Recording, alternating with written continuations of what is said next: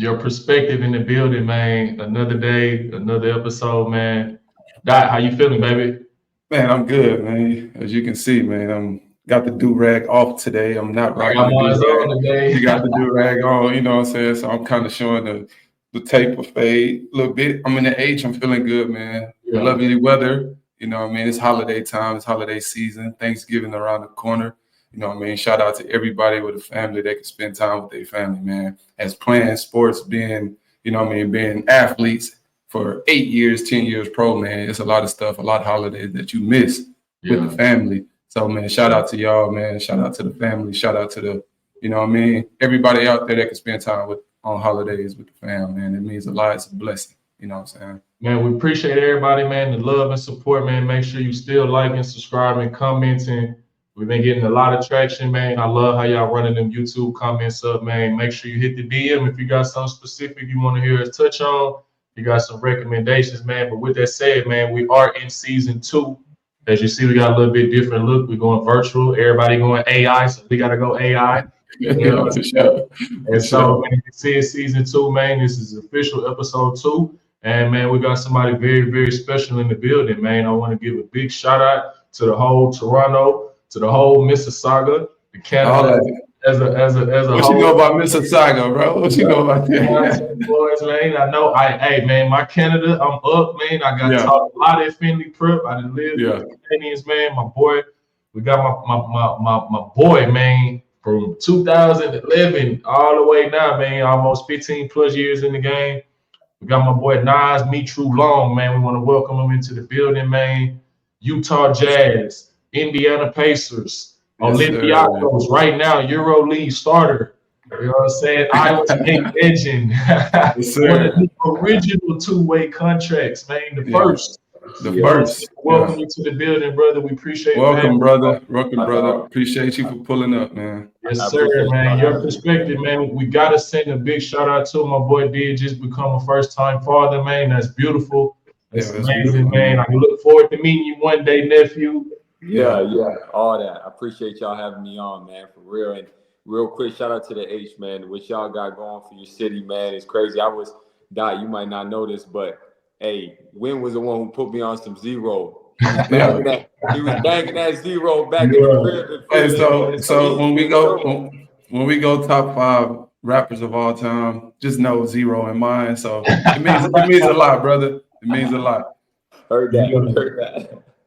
Man, bro. So again, bro, I appreciate you having us on or having you on with us. I should say, brother, man, it's a big accomplishment, man. I'm looking forward to chopping it up with you. It's been a minute. So good to catch up with you, man. Just let's start. Let's jump into it, man. How's life in Greece treating you right now, bro? What's going on over there? Man, I can't complain. Just touching off of what you was just saying, Dot, again, like the holiday season, around the world, we don't get a lot of that. So I got Yeah. my mom here, my father here, my in-laws were here 2 weeks ago. My wife downstairs with my kid. Life's good. I can't complain. I'm on a very great team, amazing organization. The Waters, about 5 minutes from my house, man. I could go It's on forever. lit. I'm It's very lit. thankful, very fortunate. Yeah. And I'm humbly counting my blessings every day, man. Just grinding towards what we've always dreamed of, and I feel like I'm right in the middle of it. So I'm thankful. That's lit, brother. That's lit, man. I know, like I said, like I touched on the holiday stuff, man. It means a lot for you to. I know it feels good to have the family in the house with you, have everybody there with you, man. It means a lot, bro. And trust me, bro. I tapped in. I've been tapping into your grind, man. This shit means a lot. EuroLeague is not an easy league, and it's also not somebody can just say I was in the EuroLeague, man. It's a prestigious league, and you doing your thing, man. And y'all boys are killing it. So big shout outs to that, man. Big shout outs to you and your teammates, bro. That's love. Appreciate that, bro. Man, Yeah. how y'all boys, how's the season going so far, bro? Give us a little short recap. How y'all looking? How's it going? You're looking scary right now, man. Right now it's the season didn't start off great. Yeah. We had lost. What was it? I think two of our first three, picked up that third one, and then we had lost the fourth. Needless to say, right now we're tied for second, but I think we're Mm, playing the best basketball that we've played yet. We just mm. got off a big win last week versus Panathinaikos, and at that time I felt like they was arguably the hottest team in the league besides Bayern Munich. So Just seeing the way we're balling right now, we're leading the league in assists. We brought in some big time guys, some NBA veterans, some guys who've done it before, former MVPs. Man, I don't know. We're a scary team right now, man. So I'm thankful to be on this side of things. I'll say that. Yeah. And so right now is you and Nigel in the backcourt. Is that what y'all got going on, or how that's looking? Yep. Me, Naj. We got Thomas Walkup, Luca Vildoza. We got Tyler Dorsey. You know, that's another one we brought up. Shout out Tyler Dorsey, man. That's the Oregon guy, right? Yeah. Shout out Tyler Dorsey. Yeah. Yep. Nah, that's lit, man. Yeah, we got. Oh, y'all got McKissick over there too. Yeah. Oh yeah, y'all loaded. Yeah, man. Make sure. I mean, I just pray y'all boys stay healthy, man. That'll be, you know what I mean. That's a lot of times what happens. You know what I mean. The most healthiest team always get it done. So, especially with that Europe schedule. Exactly. Y'all boys stay healthy. You know, that's the most important. Right. So, bro, I kind of want to, you know what I mean. We know you from Canada. We know you from. See, I can't pronounce it, so I'm gonna just stay in my lane and say Canada. You know what I'm saying? So I want to know, bro, where it all started. You know what I'm saying? Born and raised in Canada. When was the time you picked up the ball, man? When you knew it was go time? You know, and Wayne, shout out to you for specifying Mississauga, man, because you know I'm not, you know what I'm saying, Toronto's well known and I got love for the city, but you know I'm from Mississauga specifically. Okay. Say that. So I claim that, you know, and I mean I just grew up. It was just a community outside of the major cities, so there's a lot of homes, you know, where a lot of my friends was around, man, and we all just went to the local hoops and just hooped. That's what we did, and my house was the house on the corner. We would put the big lights out, put the hoop in the driveway, and there would just be like 30 people out there, you know, and you'd have your runs in the parking lot. And my older brother started that. And that's where I found the love of the game, man. Just the hard fouls, you know, just the cement. You feel me? Like literally just the love of the game just started so young. And from there, man, it just continuously built within the community because people weren't really leaving to go to America and go to college in D1. That wasn't really a thing. That all started really with, from my knowledge, Tristan and Corey, you know, and that's when they kind of broke open the floodgates for guys like myself and everybody who was on our program. But yeah, man, the love of the game just started at a young age from my older brothers, my father, and just, you know, that community hoop, man. That's all it really was. Yeah, I mean that's how it is. That's how it is down here. You know what I mean? You got the AAU, you got the Houston outside, inside gym, open runs, however you want to call it. Everybody competing. So, you know what I mean? You know, I gotta go see Win. You know what I mean? I'm going to John Lucas camp. I know I gotta run into Win. You know what I'm saying? So I gotta be ready. And Win gonna talk shit to me. So I gotta be ready. You know what I'm saying? So you gotta be locked in, bro. We definitely made everybody better. Each other better for sure. Man, I see what you touched on, man, and that's kind of, you know, it's interesting to hear you say that because just from the outside looking in, that's how it looked to me. You know what I'm saying? Once I kind of first got to Finley, my first year was with Tristan and Corey. That was like my introduction to knowing players from Canada. Up until then, I'm just in Texas. I never really knew what was going on across the border. But once I kind of got with those guys and I see how nice and Tristan was, and obviously, you know, I feel like Corey became the best once he kind of got to Finley. It was like, whoa, like we played Kyrie Irving and it looked the same. It wasn't really it looked like they about the same. And so I felt like that was kind of the start of the Canadian golden age, man. Like from what I see to kind of what we got today, man, you got tons of guys, but it kind of started at that time period, bro. Is that kind of how y'all see it in Canada, or what's your thoughts on that?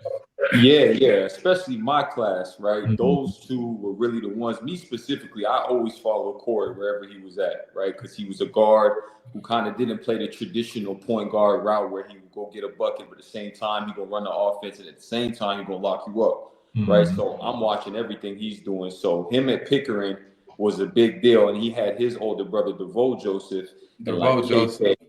He was a dog. That's another Shout out Oregon. Yeah. Right. And then there was a legend, KK from Eastern, that's deep Toronto. Then my OG, David Tyndale. Like we had our top dogs in the city, but Corey, for real, he didn't just come over to America and implement who he was in Canada over there.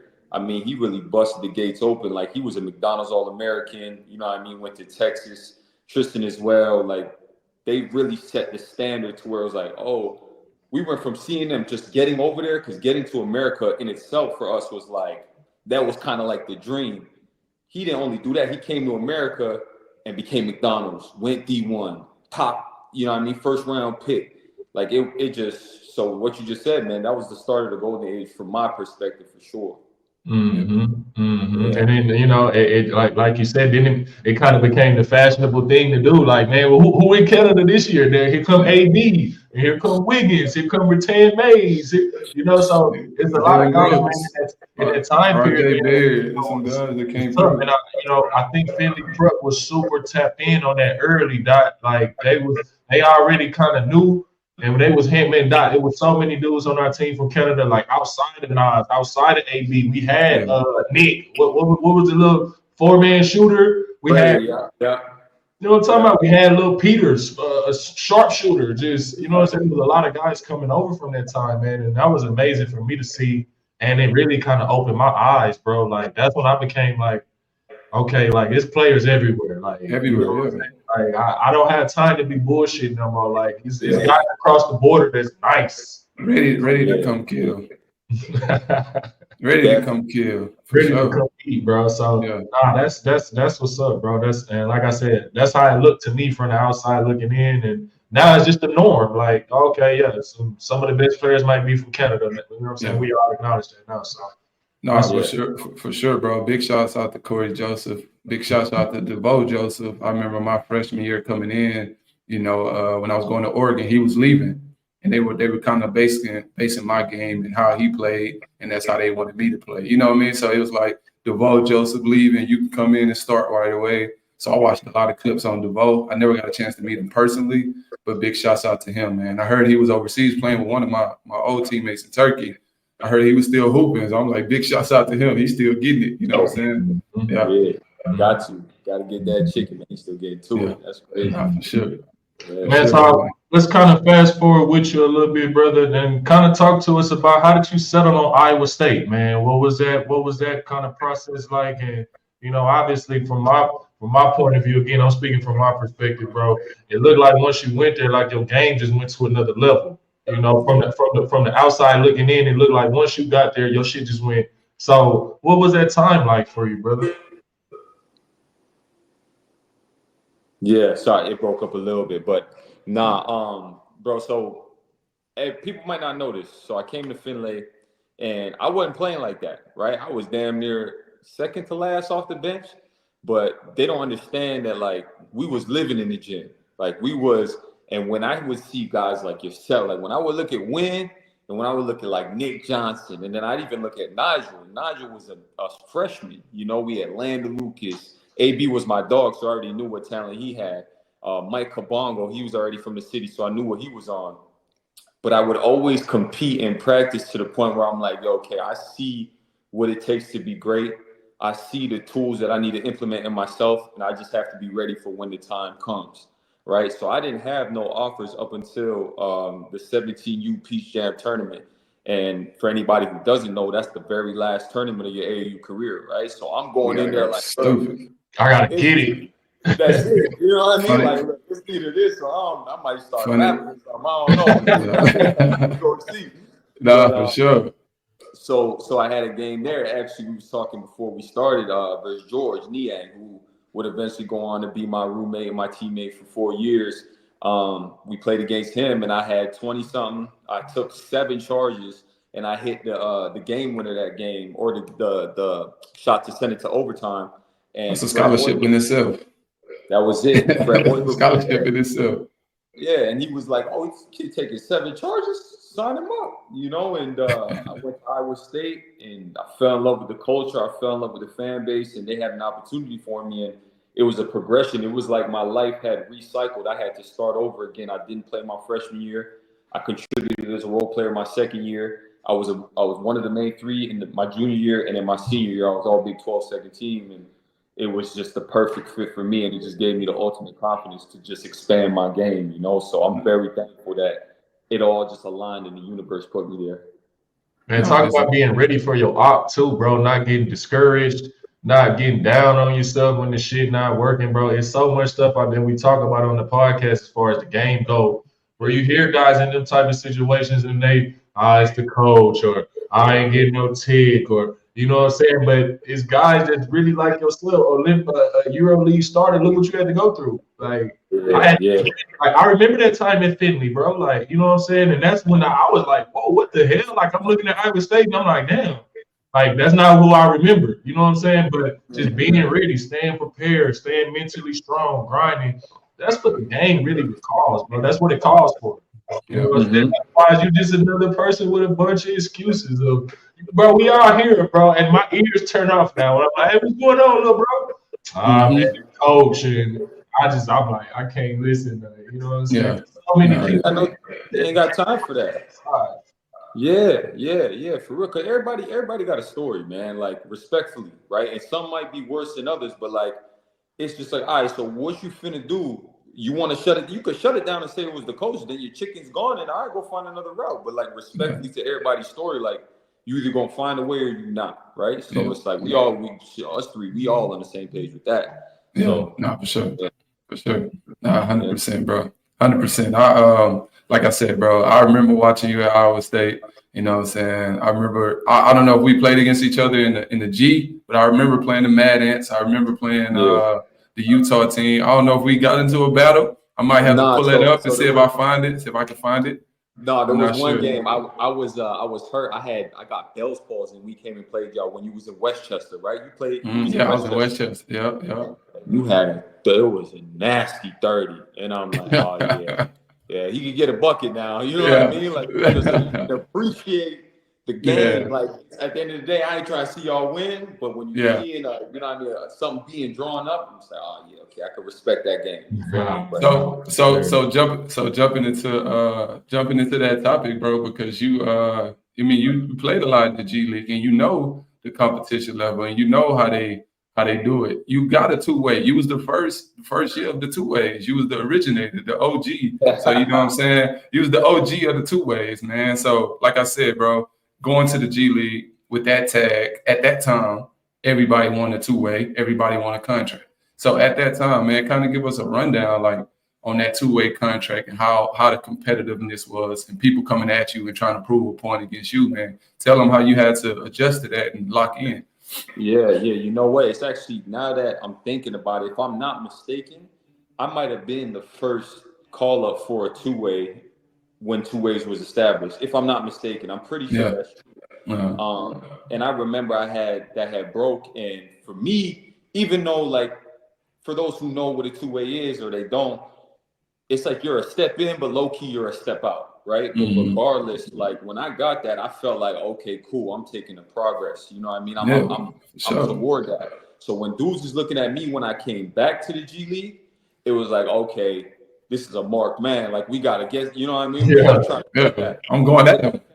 But at the same time, I'm like, you know what I mean? I got to add to my portfolio too. I'm coming for whoever wants it. You know what I mean? So, but it was an absolute grind to get it. But it was even harder to keep it because I was with a great Utah Jazz team, and it was just one of them situations where I had to just be a decent locker room guy, work hard, show up every day, and if my name was ever called, be prepared. Like, I was getting in at the end of the games, and I just had to cap on them type of opportunities because we had Donovan Mitchell, Joe Ingles, Rudy Gobert, Rodney Hood. Who else did we have? Royce O'Neal was there, I think.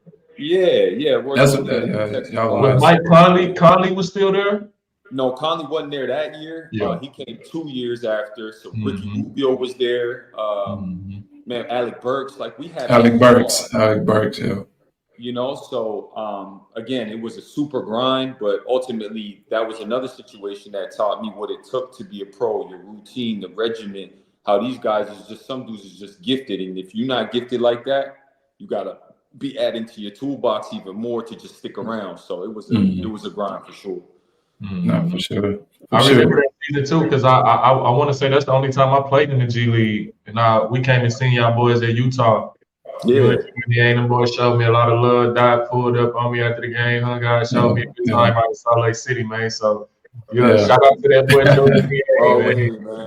So that's what I was gonna say. That anyway, man. I know at that time it was big on, like, competing and stuff, because they sent me down. So I know the G League was competitive, bro. So I had a target on my back every time I stepped foot in the G League. They was, you know what I'm saying? It was like everybody was going at me. Everybody. A guy I had like to be locked in. I had to be locked in. around the G, like, let alone a two-way contract. If a standard contract dude came down to the trenches, it's like, oh, we need that. You know what I Better be mean? ready. Better be ready. Shark in the water. Ain't no time to be bullshitting around, bro. Which kind of jump me into this next topic, bro. I'm very interested to kind of get your thoughts on this, bro. But everything we just said about the G League, right? Dog eat dog world. You got the tag on your back. It's a target on you.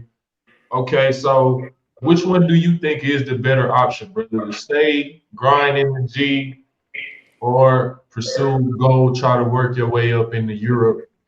I mean, most people don't have a chance to go straight either right to the EuroLeague. Most of the time, it's a significant grind over years. But you know, so which option now that you've been played in both? What's your thoughts on that? You know, that's a difficult question because I think it all comes down to, you know, who you are for real. You know what I mean? Like, if you are willing to bet it all on yourself, then I think the overseas route is better because you playing against real professionals. You playing for things that mean more than the G League titles. Or title per se. Respectfully to the G League, again, I'm a G League product myself. I didn't pay my dues, but it is a developmental league, right? So if you get put in a situation where it's like, listen, I'm willing to go to Romania or the low leagues of Italy and thug it out for a year and climb to a Euro Cup, then a EuroLeague and pay my dues and produce, you're going to circle back. With that being said, you got to give up the commitment of being around family. You got to give up the commitment of celebrating holidays and being with your people. It's your peace of mind. Like, you have to be absolutely obsessed and in love with the game in order to get through that grind. With that being said, financially is a whole different topic, right? The bread's over here. The bread's not really in the G League like that. And that's even after the G League and raised the salaries. You know what I'm saying? It's still not even close. And it ain't even close. You getting taxed, and then you got to pay escrow, and then you got to pay for your, like, it's not even you can't compare. It's apples and oranges. Yeah. I will say this though, like, if you are in the G League and you grind that thing out and you're in a nice situation, it'll work out for you. It'll work out for you. But you got to be willing to live on a budget and really sacrifice some shit. You know what I mean? So, no, damn. Yeah. I would say, because I am obsessed and I love this game more than damn near anything in my life, I would probably say the overseas route in an earlier stat. But if you're young and you want to give yourself a shot and go the G League route, I'm not opposed to it because I did it myself. Maybe 1 year too long, but that's the route I took. You know what I mean? Now, what about from the standpoint of the competition, brother? Which one you feel like got the stiffer competition? I would also say, EuroLeague is far beyond the G League as far as competition goes, just because the structure, right? Yeah. Now, this isn't based. I'm not even talking about like talent, right? Because if you're just talking about talent, you can go to the G League and find some dogs. Like, there's some in the G League, right? Like, there's some real talent. There's NBA players in the G League. Yeah. But over here, like, dudes is doing 2-a-days. Dudes have a structure and a formality that they're doing. Like, for example, you seen the G League select team versus Malaga. Like, Malaga is a Champions League team, but they're good enough to beat EuroLeague teams. But they're not looked at as a top team per se on the grand spectrum. You know what I mean? So I do believe that as far as the competition level goes, it's better out here because there's just more of it. And the rules are different, and it's more physical, and it's gritty. There's no 3 seconds in the key. They're letting you arm bar, shit like that. But if you want to talk from talent, the G League got the talent. You know what I mean? Yeah. I just don't think the competition is what it is out here. You know what I mean? That's what I would say. So that's kind of what I was touching on too, man. When I said that, I wasn't saying like as far as like the G League players are better or who's better. I was just saying as far as like the competition. Like, you know what I'm saying? It's 40 minutes to get right. You got 40 minutes to get right. That's tough. You got to come out cooking. You know what I'm saying? You got 40 minutes to get right. It's only such small, margin of error. You can't make a lot of mistakes. So you almost have to be perfect to be really good. You know what I'm saying? So, and that's hard, bro. That's competitive. That's hard. Yeah. I can remember being on the Euro Cup team, and I can remember looking down at some of them niggas on the team and being like, "There's no way." Like, there's no way. Like, and then I can remember being in the G League, and I'm looking down the bench, and it's Chris Boucher, George Niang, me, Damian Lee, Jabari Brown, and I was like, whoa, Damon Jones. Like, I can only speak for myself. Yeah. I think none of the teams that I played on in Europe was better than that Santa Cruz team. Like, bro, it was 1 through 10. It was like, these niggas is pros. Like, you know what I'm saying? And when I played in the Euro Cup, I was like, these last 4-5 people, like, they can't play in the G League. Like, they wouldn't be able to play. So that was my thinking on it. You know what I'm saying? Playing both, obviously, I didn't play in the EuroLeague, but as far as playing G League, I did make Euro Cup. I was like, I don't know, bro. Like, some of these niggas on this Euro Cup team, is no way they could play anywhere in America. You know what I'm saying? So that was always my thinking on it. Yeah, and I ain't gonna knock you. Like, that team, I remember that team. You guys was loaded. We were loaded. Yeah, y'all was loaded. I do think the perspective of what it's like, think about it. What's the goal of being a G League, right? Like, we all trying to get out. Yeah. So that in itself is like, okay, you might take a couple plays off defensively because you're gonna go get a couple buckets if you leak out here and there. There's not really a formality as far as like, this is our DNA. Now, if you take that Santa Cruz team right there and put them in a situation, put y'all in a situation of like overseas where it's like, yo, all right, this is your life for 10 months. How we about to do it? That's different, right? I think it transforms your mind to where it's like, okay, now we need each other to get out of here regardless we're here. Now we're talking buyouts and all that. Like, G League, it's like, all right, this dude could be gone today or tomorrow. It's not really a team. Nah, we hoping Naz up with the team so I can get some minutes and some shots. You know what I'm saying? It creates an environment of like, but that's I feel like a different debate. Like, the G League, the environment is not team camaraderie. It's, hey, bitch, I'm trying to get the fuck out of here. Like, I don't care. Like, I'm just trying to get out. I was gonna say that. In Europe, like you said, regardless if I play well or not, unless I get cut, I'm here for 10 months. Like, I'm not really trying to go nowhere. Like, you know what I'm saying? As opposed to the G League, you trying to play so well. So, hey, I might be going next week. I don't care about you. Yeah, exactly. So I kind of think of it as if G League is individual, overseas is you got to be here and you really got to love the game. If you love the hoop, you can play overseas. If you just doing it just because you've been doing it your whole life and you don't really love it, bro, I would tell you don't go overseas. Stay in the G League. Stay close to home. Arm reach of family where you can call and go home as soon as possible. But if you love the game and you want to be successful, like, go overseas. That's always been kind of easy for us, bro. Like, you was gone, you left, you went to Montrose. Like, you been gone from the crib. Like, you know what I'm saying? I left, I've been gone, I went to Finley Prep. Niggas been gone and been like, okay, so from that standpoint, I'm sure the overseas, that was really nothing for you. Like, man, I didn't already been gone for the whole year at Finley Prep. Like, I ain't gonna see y'all till, you know what I'm saying, May when the season over with. So from that standpoint, I think that's that. Like, for guys like us, or, you know what I'm saying, guys that's really been doing the prep school shit, that part of it shouldn't be too hard. Like, I wouldn't expect Nigel to struggle with that part. You know what I'm saying? Like, we've been doing that. Yeah, been doing that, and that forces us to grow up at a young age. Like, we did the hard years. Like, them first 2 years when we was at the crib, like, man, we gotta get to the crib. Like, we're talking, and man, you're a state away. I'm a damn near a state away. It's a country, but you know what I mean? Like, we did them hard years, you know? So now to this, it's like we're numb to it. Now we have an advantage over the dudes who struggle, you know what I mean? So yeah, you hit on, that's perfect. That's exactly it. So what was the NBA to EuroLeague transition like? When did you kind of realize you was like, man, you know what? That I gave it my all. You know what I'm saying? I'm about to go across the water now. What was that moment?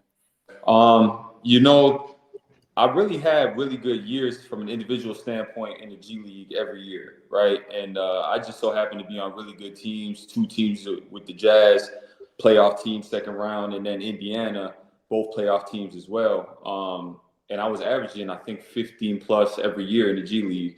So prior to the COVID year, I was already ready to kind of take the overseas route, but then COVID hit. And I'm like, that's a little sticky. I ain't trying to go over there. And I don't even know what's going on in the world. But that's when I kind of came to terms with it. I had a really good summer league and I was getting some decent money offers. And I got an offer in Italy. And I had done my research on the coach and just the area. And I'm like, all right, Italy's a place I can kind of get down with, like see what's going on. They speak English over there. The food's great. The vibes is cool. I'll go check it out. And man, it was, again, I'm very blessed, man. Not everybody has this situation. Like their first years, I done heard stories of not getting paid on time, coaches being damn near racist, being in the slums, bad living situations. Yeah. You know what I mean? Being pushed out because you're not a local, X, Y, and Z. I mean, the keys was put in my hand, you know, and everything they said to me, they honored it. Everything was clean, plush, professional. The year went great, and I ended up going to Milan just a year after, and I was straight to the EuroLeague. And like you said, Win, that's not really a thing that people do even in 2 years. So again, I was at peace with it the year before COVID. And then when COVID was done and I had a good year in the G League and I didn't get a 10-day or didn't get nothing after that, I was like, okay, yeah, it's over for me. I got to go chase my dream over there. Yeah, makes sense. Yeah, that's what's up. I remember that year in Milano for you too. Hey, and by the way, too, I remember the scouting report. You was averaging like 20 and 10, bro. Don't show yourself. I remember the scouting report coming in, bro. You 20 and 10 for sure. Yeah, that's lit. That's lit. No, that's lit for sure. That's lit, bro. I kind of, you know what I mean, it was a sticky situation. I know Win always talk about it, how he, you know what I mean, felt like he jumped out too soon. He probably should have stayed in the G a little longer. But a lot of times, bro, Win is one of the first dudes I know in our like class that just goes straight overseas. And I was like, damn, Win overseas, you know what I'm saying? He was kind of the first ones kind of experiencing it. And I always you know, kind of regret that too, Doc. Yeah, I told you that. Yeah. Like, you was like the first one to kind of jump out the water and just like, fuck it, I'm gone. You know what I'm saying? I'm gone. We did all this, we didn't grind it, and we trying to get to the ultimate goal, you know what I'm saying? But I remember seeing you that summer after your first year, you know what I'm saying? And you was having a great time, you know what I'm saying? You making money playing, bro, it's fun, you know what I'm saying? But we always look back on the moments and decisions that we probably should have made, you know what I mean? Or that we don't regret, like you say, revisionist history. Mm-hmm. You can't really speak on it. You can't really say what could have been what. So, bro, that kind of gonna segue us right into, you know what I mean, a my career moment for you, man. When I let you pop off the question, you know what I'm saying? You go ahead. Yeah, bro. You know what I'm saying? So pretty much, bro, like a lot of these come down to like left or right decisions, man. If I do I go to Iowa State? Do I transfer? Do I sit?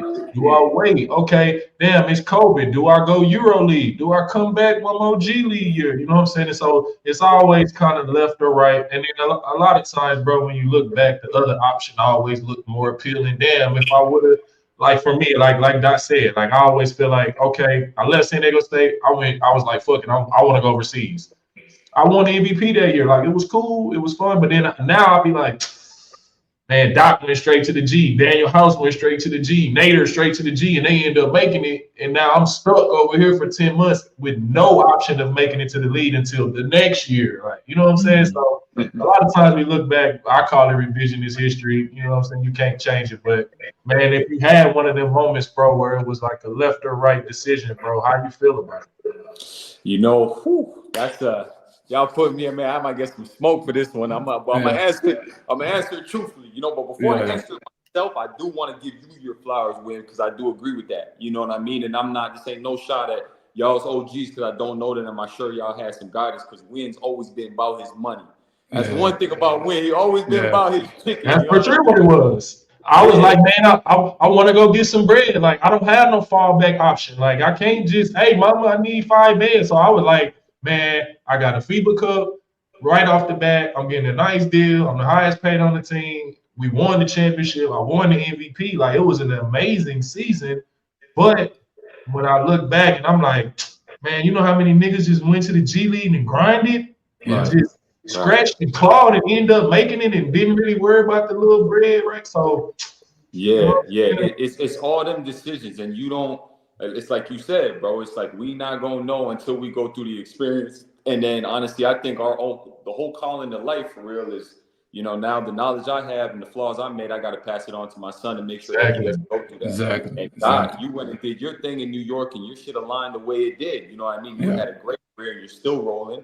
And who's to say if you didn't end up somewhere else, it could have been, you know, further in the league or win if you stayed. So I just want to give y'all's flowers before that, and I agree with y'all because I think this is an NBA podcast that y'all got going with the knowledge you have in the game y'all got. For sure. Appreciate it. But from me, there was one pivotal moment in my college career to where I do think if I would have jumped on that, it could have propelled me in a different space, because I was always a point guard growing up, right? I always handled the rock. That was always a thing about me, and I was a size point guard. I wasn't one of them small ones, right? And then when I got to Iowa State, I became a shooter because we had Monte Morris, we had DeAndre Kane, we had elite talent, you know what I'm saying? And we needed shooting because we lost Chris Babb, Tyrese McGee, Will Clyburn, and our coach moved me to be a shooter. I ended up finishing number 2 on the all-time three-point list, so it worked out, but that wasn't my true game. And after my sophomore year, UConn had called and was like, yo, we got Shabazz Napier out, Bolt Wright's out. We don't know how we're going to be as a team, but we want you to come and just put the ball in your hands and go get some buckets, you know, and create and be that guy. Yeah. And I was like, yeah, that's, you know what I mean? So I do think if I would have grabbed that, things would have played out for me in a different way. With maybe that being quicker, said, maybe could have got to it quicker. You know what I'm saying? Quicker, because exactly. I'm back to me to where I'm not just catching and shooting. And you had D Ham over there. D Ham. We had some, Daniel Hamilton. What's the big dude from Indiana too? Brima? What was his name? Brima. They was in our conference, so you would have to come across me and Rob Gray for sure. Yeah, you know what I mean? We had to line that thing up. Yeah, for sure. In that opportunity, man, I think I would have got to where I needed to get to quicker, and they would have seen me in a light that they didn't see me until after college when I got the ball back in my hands. So I would say that my sophomore year, but Fred Hoiberg called me for like 3 hours. It was like, yo, I don't give a fuck what you talking about. You can't leave. You know what I mean? That's crazy. Yeah. No, that definitely, not to say what would have been what, but I would say that year, if you're talking about the year that I think you're talking about, Semi Ojeleye and Daniel Hamilton and me, Rob Gray, it was a lot of space for you to be great, bro, and take over that conference for sure. UConn had, I think, Jalen Adams and Daniel Hamilton, but you would have came in and took over because they needed somebody else to have the ball. But that, like you said, it is what it is. It can't go left or right. Revisionist history. We can't speak on it. You know what I'm saying? So definitely, man, I appreciate you sharing that story with us, bro. That's a lot of people, we think about it. We try to not think about it. We try to put it in the back of our memory. But at the end of the day, man, we made a choice and it happened. And now we in our career path and it is what it is. You know what I'm saying? We can always talk about it. You know what I'm saying? Shit worked out. You can't dwell on it. You can't be like, man, I shoulda, I coulda. You don't want to be a woulda, coulda, shoulda. That's what you don't want to be. You know what I mean? So you don't want to be that, man. So I think we kind of jump in, man. We're gonna do some segments that we do like to do on Your Perspective, man. So we would love to hear your Iowa State top 5. Man, because I'm just listening to you, bro. The names that you naming off, like I didn't realize y'all had all them dudes. I forgot about Claiborne. I swear to God, I didn't know where Claiborne went to Iowa State. I didn't know that. Yeah, I forgot about DeAndre Kane. Deontay Burton and Corey. Deontay Burton. Oh my God. You know, Deontay Burton was on my he was on my Portsmouth team, bro. Deontay Burton. He was on my Portsmouth. We won the whole thing, bro. I got the MVP of the Portsmouth. You know what I'm saying? That's how I got my draft combine. Yep, that's how I got my invite. He was my teammate, bro. Shout out to Deontay Burton, man. Yeah. The Portsmouth and shout out to Portsmouth providing the for sure. attractions for real. Like that's sure. Yeah. No, for sure. But yeah, Iowa State top 5, brother. That's just y'all crazy for this one, man. Damn. Top 5. I got some bias, man, because some recency bias. Like, okay, I'm gonna say this. I'm just gonna say shout out to the old Jamal Tinsley, Will Blaylock, all them OGs, the pioneers who really set the tone. Like them dudes went into Kansas and was wiping the floor with them. You know what I mean? Yeah. Like they're really on the Mount Rushmore, but I'm just going to go to the recency bias. You know what I'm saying? Because I played and went to war with these guys. So yeah, let's say like 2010 forward or something. Yeah. You know what I'm saying? Yeah. Bless. I will go Monte Morris at the 1. I'm going. That's tough. I'm going Tyrus McGee at the 2. Shout out Tyrus McGee. Yeah. Shout out McGee. 46 from 3, shooting crazy tray balls. Yeah. Like crazy, and making 100 of them things. Like he was historic the way he would shoot the ball. Yeah. I'll go Tyrus McGee at the 2. I'm going George Niang at the 4. You gotta have Niang in there. Yeah, you got to. There's no Iowa State without Niang, bro. There's no Iowa State without Niang. For sure. Who do I got at the 5? I got to go Tyrese. Tyrese, you know what I mean? He's interchangeable. 1, 2. I just got to throw him in there. He's at the 2. We're at the 1. Monte at the 1, 2. And then at the 5, who's at the 5? Who's a nice 5? You know what? Honestly, I'll put George at the 5 because he. I was gonna say I would slide him to the 5 and play small ball. I would. Yeah, and I damn near put Deontay in there at the 4, Abdul at the 4. Yeah. I forgot about Nader. Man, I forgot about Nader. Dude, Nader, yeah. Dude, Nader, Niang, bro, y'all had squads. Yeah. Squads on squads. I remember that. So what you said? You said Monte, Tyrus McGee. You go Niang. Yeah. Ooh, I did put Tyrese. Damn, I have to put Tyrese. I got to put Tyrese in there. We got to go Monte, Tyrese. Ooh. Yeah. I was gonna say we forgot about Halliburton. I just said he was the top 5 scorer last year. Yeah. No, I'm tripping. That hit me late. Yeah. So Monte at the 1, 2. Halliburton at the 1, 2. At the 3. This is what we're gonna go. We're gonna go Abdul at the 3. We're gonna go Deontay at the 4. George at the 5. Tyrus McGee off the bench, 6 man. That's 6 man. Yeah. So we got Monte Morris, Halliburton. Yeah. Nader, Burton, Niang. I think that team right there win you a championship. Nah, that's a hell of a squad. Yeah. That's a hell of a squad, bro. Iowa State, that's funny. Like, I would have never even expected that, bro. Like, they have a lot of people, bro. Like, that's a lot. And I wasn't even talking about Halliburton. What's the dude from Canada? That went to Iowa State? The 4-man. You know who I'm talking about. He was getting buckets at Iowa State. Ooh, I'm not trying. He like an undersized 4-man. Ejim. It broke up. Say the name again. Ejim. His last name is Melvin. Oh yeah. Oh. I forgot. That's like the first person that I knew. Yeah. That's the first person I knew from Iowa State. Like, that was the first person I knew. I was like, damn, like, this nigga get buckets. Like, I gotta, hey, I love my brother Abdul, but Abdul gotta he gotta get the boot. He gotta get the boot, man. Put my name Mel in there, man. So that Mel in there, man. I forgot about Ejim, bro. He died. He used to get buckets, bro. I remember him. See, that's why I like having these. That's why I like having these conversations. Now I can go back and do my, you know what I mean. I can do my research to tap in. You know what I'm saying. I like to. You building a historian over here. And I'm trying to, you know. It's a cool way to give niggas their flowers too, bro. For a lot sure, of people, a lot of good players that Chad might have forgot about, bro. Like like this is the basketball history. Like, y'all need to know Melvin Egypt. Y'all need to know these guys. Like, you need to be knowing Deontay Burton. Like, you know what I'm saying. Make sure y'all be tapping in. It's the greatest invention. I always say, Naz, is YouTube, brother. You can look and find anything. I can go find a song I like. I can go find a highlight tape. I can go find a recipe, cook some. Like, anything you want is on YouTube, bro. So make sure y'all tapping in and educate yourself, chat with some of these, not old, but essentially we getting old, bro. Like, you ain't lying. For sure.